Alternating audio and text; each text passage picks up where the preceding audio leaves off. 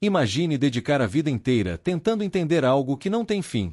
Algo tão grande, tão impossível, que começou a consumir lentamente a mente de um dos maiores matemáticos da história. Essa é a história de Georg Cantor, o homem que ousou enfrentar o infinito. E talvez tenha pagado um preço alto demais por isso. Tudo começou no século XIX. Naquela época, a matemática parecia organizada, sólida, segura. Os matemáticos acreditavam que praticamente tudo importante já havia sido descoberto. Mas existia uma pergunta que ninguém conseguia responder direito. O que realmente é o infinito? Parece uma pergunta simples, mas ela esconde um problema assustador. Porque o infinito não é um número comum. Você não consegue tocá-lo. Não consegue alcançá-lo. E, quanto mais tenta entendê-lo, mais estranho tudo fica. A maioria dos matemáticos da época evitava mexer nesse assunto. Alguns até acreditavam que o infinito era perigoso demais para ser estudado seriamente. Mas Georg Cantor era diferente. Desde jovem, ele demonstrava uma obsessão quase incomum por padrões matemáticos. Ele não queria apenas resolver contas. Queria entender os fundamentos da realidade. E foi aí que ele começou a mergulhar em um território onde quase ninguém ousava entrar. O infinito. No início, Cantor fez uma pergunta aparentemente inocente. Existem infinitos maiores do que outros? Parece absurdo. Porque, para a maioria das pessoas, infinito é simplesmente infinito. Fim da história. Mas Cantor percebeu algo estranho. Imagine os números naturais. 1, 2, 3, 4, 5. Eles continuam para sempre. Agora imagine os números decimais. 0,1, 0,01, 3,141. Também continuam infinitamente. Mas Cantor descobriu algo chocante. Existem mais números decimais do que números naturais.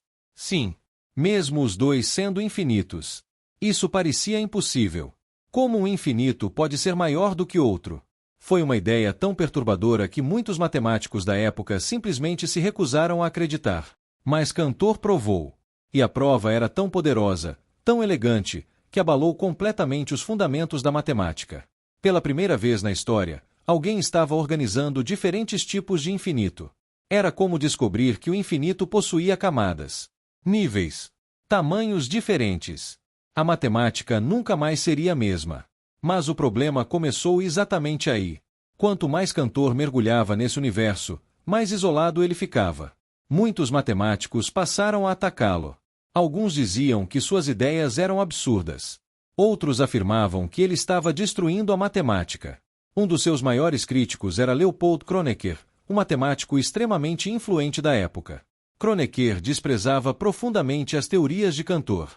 Ele dizia que apenas números inteiros realmente existiam. Todo o resto seria invenção perigosa. E como Kronecker possuía enorme poder acadêmico, começou a bloquear publicações de Cantor, dificultar sua carreira e destruir sua reputação. Imagine passar anos desenvolvendo uma descoberta revolucionária, apenas para ouvir constantemente que você está louco. Pouco a pouco, aquilo começou a afetar sua mente. Cantor já era naturalmente introspectivo. Mas agora vivia obcecado. Dormia pouco. Trabalhava sem parar. Pensava no infinito o tempo inteiro. Como se estivesse tentando enxergar algo que o cérebro humano talvez não tenha sido feito para compreender. E existe um detalhe assustador nessa história. Quanto mais Cantor estudava o infinito, mais paradoxos apareciam. Questões sem resposta. Contradições. Problemas que pareciam quebrar a lógica. Era como olhar para um abismo matemático. E o abismo começava a olhar de volta. Em certos momentos, Cantor acreditava que suas descobertas tinham origem divina. Ele dizia que Deus havia permitido que ele enxergasse a verdadeira natureza do infinito.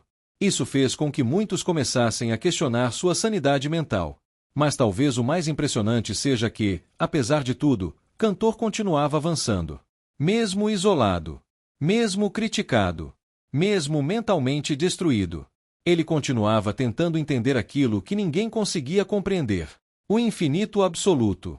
Então vieram os colapsos. Cantor começou a sofrer crises psicológicas severas.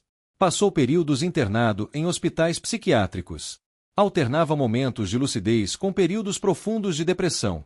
Enquanto isso, suas teorias continuavam assustando a comunidade matemática. Porque elas não eram apenas cálculos. Elas mexiam com algo muito mais profundo. A própria ideia de realidade. Hoje isso pode parecer comum. Mas imagine ouvir, pela primeira vez, que existem infinitos maiores que outros infinitos. Parece algo saído de ficção científica. E, de certa forma, era exatamente assim que muitos enxergavam Cantor. Como alguém que havia ido longe demais. Mas o tempo começou a mudar tudo.